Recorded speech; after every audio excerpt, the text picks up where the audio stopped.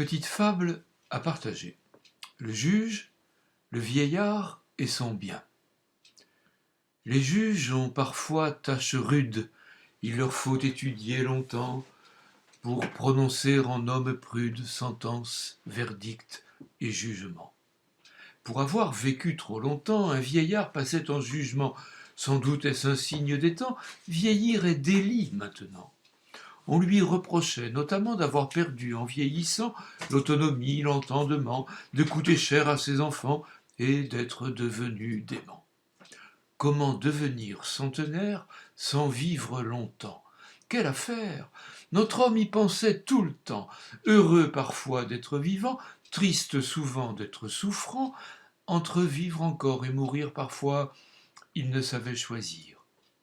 Le juge, par souci de bien faire, voulut entendre ses enfants, les écouta, séance tenant, dire l'angoisse pour leur père, l'abondance des sentiments, d'amour, de peur et de colère. Ils les avaient aimés tellement, ils l'aimaient tant, eux, maintenant.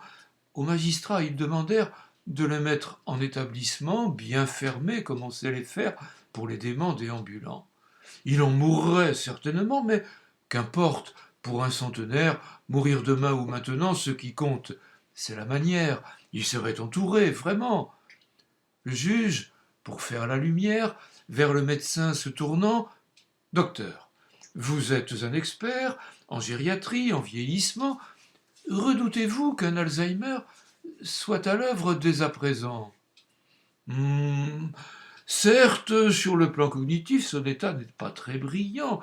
Il est de moins en moins actif, il perd la mémoire, c'est flagrant et, même au niveau affectif, ne reconnaît plus ses enfants.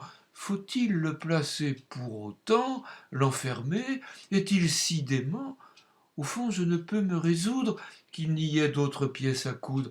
J'ai recueilli ses confidences du temps où j'avais sa confiance, disait vouloir rester chez lui, à tout prix, même à en mourir. Le vieillard, qui n'avait dit mot, remercia le gérontologue, se releva, prit son chapeau et dit, en guise d'épilogue, « Enfin, c'est vrai, je perds la tête, souvent je ne me souviens pas, mes enfants le disent, c'est un fait, mais ne les écoutez pas. Ils veulent mon bien malgré moi, et je ne suis dupe de rien. Ils veulent mon bien, c'est très bien, sauf le respect que je vous dois. Ils me veulent tant de bien, je crois, qu'un singulier n'y suffit pas. Mettez donc mon bien, mettez donc au pluriel mon bien. Ils veulent mes biens, voilà tout. C'est pourquoi ils me disent fou. Depuis des mois, je ne dis rien. Comprenez-moi, monsieur le juge, pour me faire mourir. Rien n'urge. » Le juge rendit son jugement. Il est urgent de ne rien faire. Docteur, veillez-y ardemment. Et vous, veillez sur votre père. Il a besoin d'un peu de temps pour partir bien, à sa manière. Quoi qu'on veuille, qu'on dise et qu'on fasse, il faut bien que vieillesse se passe.